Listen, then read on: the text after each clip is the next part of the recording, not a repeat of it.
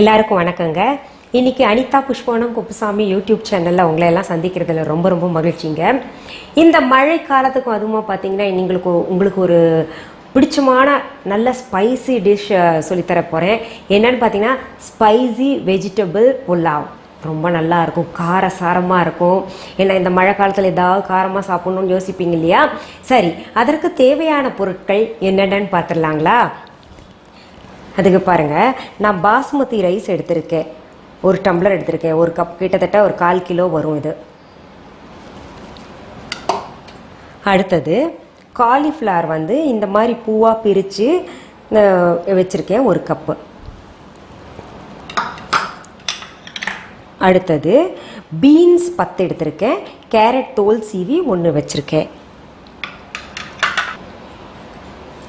அடுத்தது பட்டாணி ஒரு சின்ன கப்பில் எடுத்துக்கலாங்க.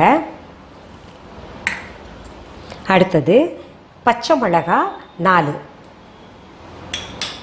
அடுத்தது தேங்காய் துருவல் 2 டேபிள் ஸ்பூன்.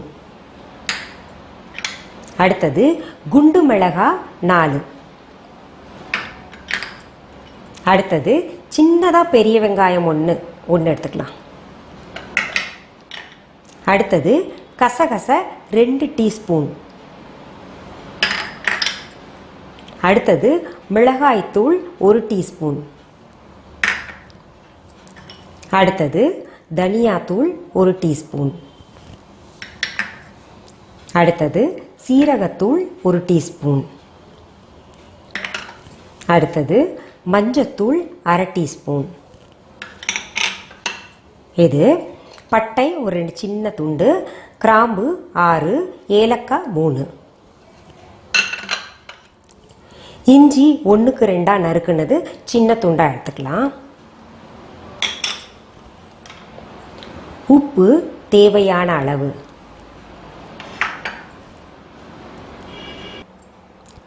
நெய் 2 டேபிள் ஸ்பூன். அப்புறம் தேவையான அளவு தண்ணி எடுத்துக்கணுங்க. நான் என்ன பண்ணியிருக்கேன்னா, இந்த பாஸ்மதி அரிசி இருக்கு இல்லையா, அதை நல்லா கழுவி ஒரு 15 நிமிஷம் ஊற வச்சுட்டேங்க. ஊற வச்சு அந்த தண்ணியை நல்லா வடிகட்டி எடுத்துக்கிட்டேன். இப்போது இந்த பாஸ்மதி அரிசி தனித்தனியாக பிரிகிற அளவுக்கு நம்ம இப்போது அதை வேக வச்சு எடுத்துக்கலாங்க. இங்கே பாருங்கள், நம்ம இதை அடுப்பில் ஒரு குக்கர் வச்சுக்கிட்டு குக்கர் வச்சிடலாம். குக்கர் வச்சுங்க, அதில் தண்ணி இல்லாமல் நல்லா சூடாயிருச்சு. இப்போ என்ன பண்ணலாம், இதில் சும்மா ஒரு டீஸ்பூன் போல் நெய்யை சேர்த்து உருக்கிக்கலாங்க. இதில் என்ன பண்ணுறேன், இந்த அரிசி தண்ணி இல்லாமல் நிறுத்தி வச்சுருக்கோம் இல்லையா, இதை போட்டு சிம்மில் நம்ம நல்லா வறுத்துக்கணும். வறுத்தணுன்னா ரொம்ப சவுப்பார மாதிரி வறுத்துக்கக்கூடாது, ஓரளவுக்கு லைட்டாக அந்த ஷைனியாக வரும் உங்களுக்கு அரிசி, அது வரைக்கும் நம்ம வறுத்துக்கலாம்.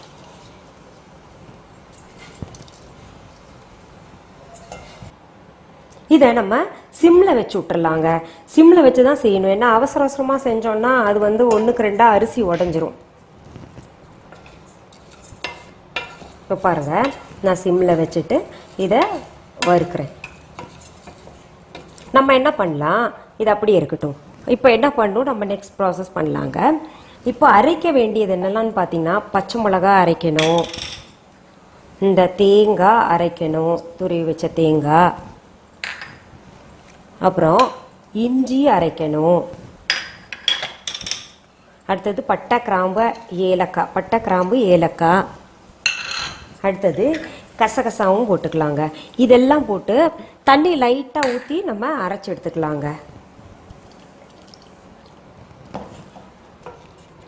இப்போ பாருங்கள், நம்ம இது கலந்துக்கிட்டே இருக்கணும்.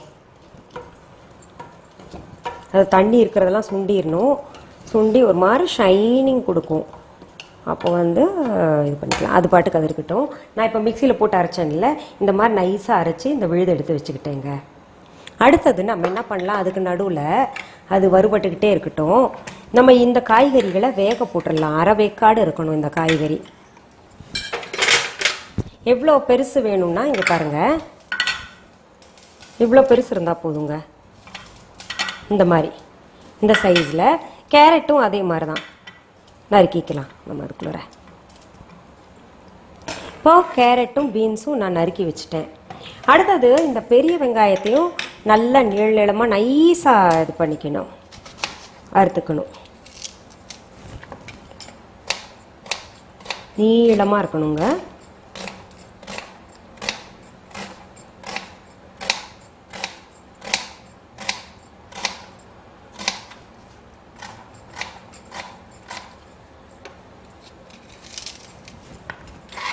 இப்போ நடுவில் இது பார்த்துக்கலாம், இது எப்படி இருக்குன்னு பாருங்கள். நல்லா ஷைனிங்காக நான் சொன்ன மாதிரி வந்துருச்சு பார்த்தீங்களா? நல்லா பழப்பழன்னு மின்னுது அரிசி. இப்போ நம்ம இதில் என்ன பண்ணணும்னா 1.5 டம்ளர் தண்ணி ஊற்றிக்கலாங்க. நான் 1 டம்ளர் எடுத்திருக்கேன் அரிசி, அதுக்கு 1.5 டம்ளர் தண்ணி ஊற்றினா போதும்.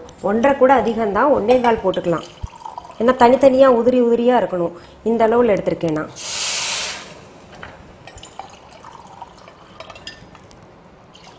அவ்வளோதான். இதில் என்ன பண்ணலாம், நம்ம கொஞ்சம் உப்பு சேர்த்துக்கலாங்க. உப்பு சேர்த்து சரியாக கலந்து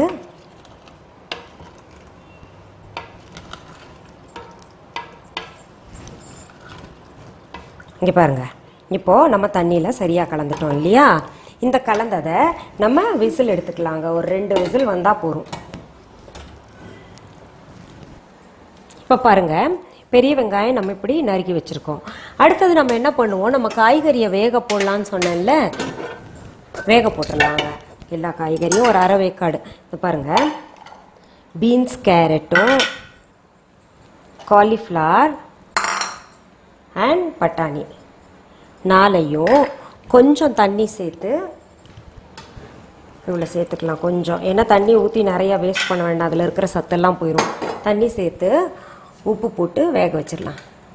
உப்பு இதுலேயும் போடுறோம், நினைவு வச்சுக்கணும் நம்ம.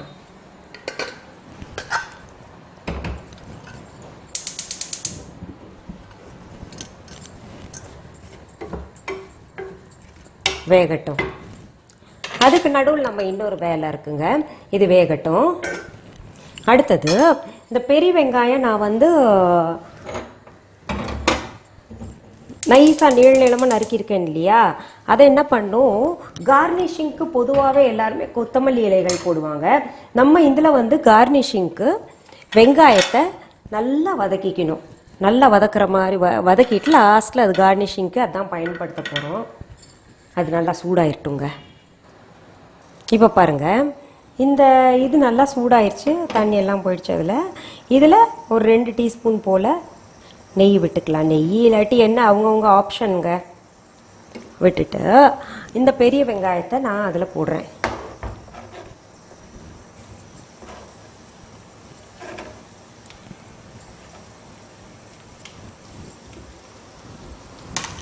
பெரிய வெங்காயத்தை போட்டு நல்லா ஒரு மாதிரி ப்ரௌன் கலரில் இருக்கிற மாதிரி வறுக்கணும் நம்ம.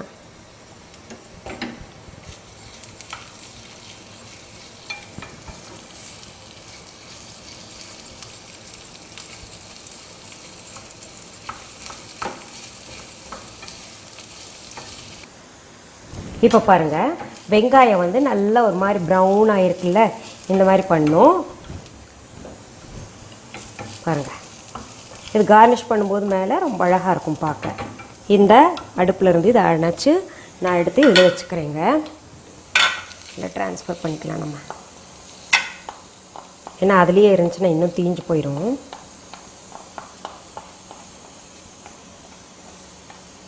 இப்போ பாருங்கள், நான் வச்ச தண்ணி வந்து நல்லா சரியாக வேகப்போ சுண்டிருக்கு. இப்போது இதையும் அடுப்பில் இருந்து இறக்கிடலாம். இப்போ பாருங்கள், அரிசி எவ்வளோ நீளமாக இருக்குது பார்த்தீங்களா? உதிரியாக இருக்கணும், இப்படி ஒன்றோட ஒன்று ஒட்டாமல். அது வெந்தது நம்ம சரி பக்குவமாக வெந்திருக்கு. எடுத்து இந்த பக்கம் வச்சுக்கலாம். அடுத்தது என்ன பண்ணுவோங்க, நம்ம இந்த பேன் இன்னொரு இது எடுத்து வச்சுக்கலாம். பாத்திரம் எடுத்து அடுப்பில் அது சூடாக வைக்கலாங்க. இருக்கிற நெய்யெல்லாம் போட்டுக்கலாம் நம்ம.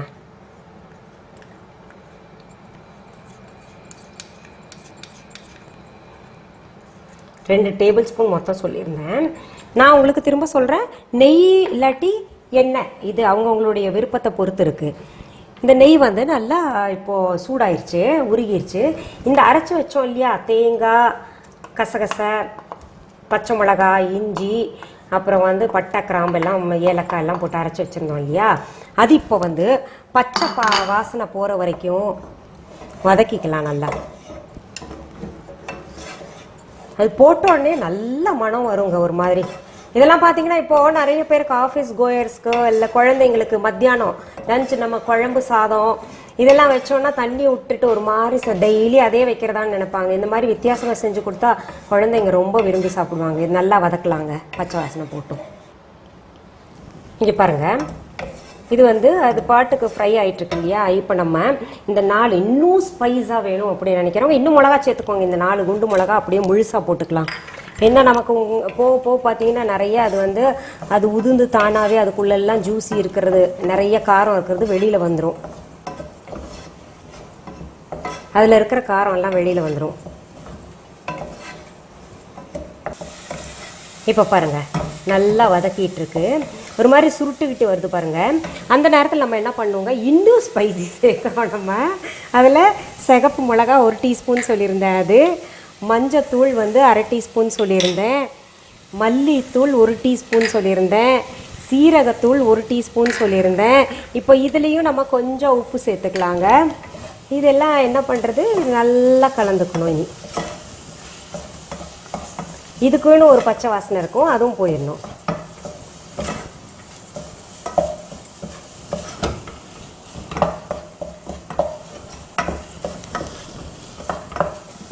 இப்போ பாருங்கள் நல்லா அந்த போட்ட மசாலா எல்லாமே கூட பச்சை வாசனை போயிடுச்சு. அடுத்தது நம்ம என்ன செய்கிறோம், இந்த வெந்த காய்கறி இருக்கு இல்லையா, அதை சேர்த்துக்கலாம்.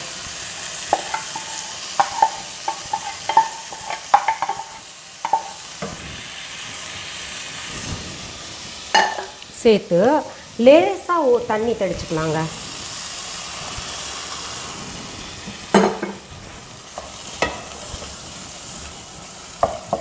இந்த காய்கறியில் நல்லா மசாலா பரட்டி எடுக்கணும்.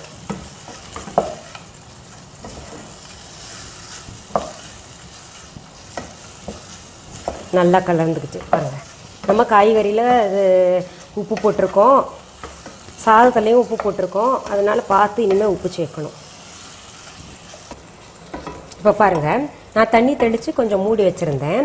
மூடி வச்சோன்னா அதில் இருக்கிற அந்த மூடியில் இருக்கிற சொட்டு சொட்டு தண்ணி விழுந்து கொஞ்சம் தண்ணி இது சரியாக இருக்குது பக்குவமாக.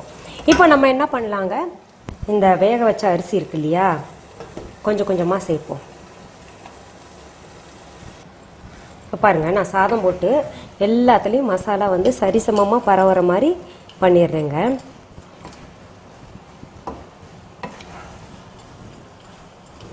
எல்லாம் அரிசி உடையாமல் நம்ம பக்குவமாக திருப்பணும்.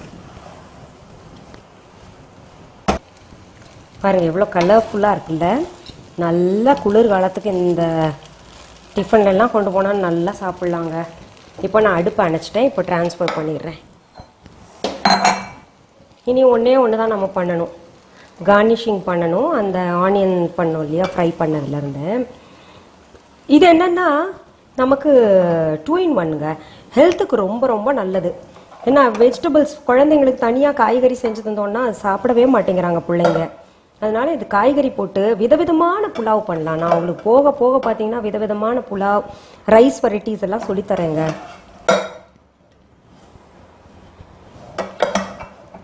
இப்போ பாருங்கள் எவ்வளோ கலர்ஃபுல்லாக இருக்குல்ல. இதை நம்ம அங்கங்கே கார்னிஷிங்காக போட்டுக்கலாங்க.